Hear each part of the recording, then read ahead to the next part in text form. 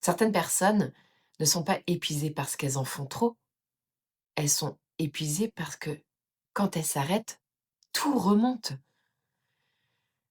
Tu te poses et là, ton mental explose. Tu penses à tout. Ce que tu dois faire, ce que tu n'as pas fait, ce que tu aurais dû faire autrement, ce que tu pourrais faire mieux. Et tu crois que tu es fatigué alors que, en fait, tu es juste saturé, saturé d'une énergie, saturé d'un trop-plein d'énergie. Je te raconte une histoire d'une nana qui s'est arrêtée. Elle s'était arrêtée, pas parce elle en avait envie, parce qu'on lui avait dit que c'était mieux. Tu devrais ralentir, t'en fais trop, repose-toi. Alors elle a écouté. Elle a arrêté de bouger, arrêté de courir, arrêté de faire. Au début, c'était doux.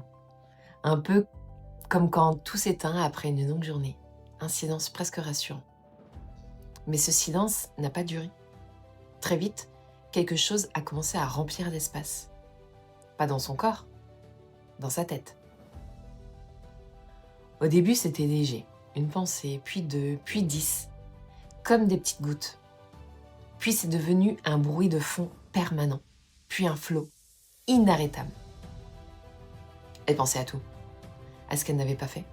À ce qu'elle aurait dû dire. À ce qu'elle devait anticiper.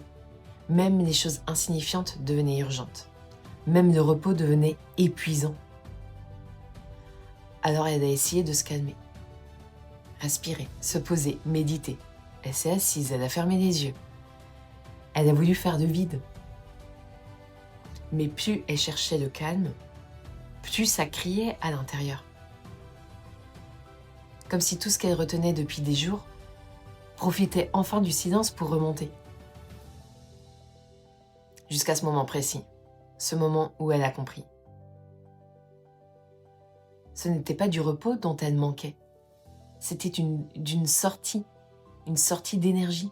Son corps n'était pas fatigué, il était saturé, saturé d'énergie.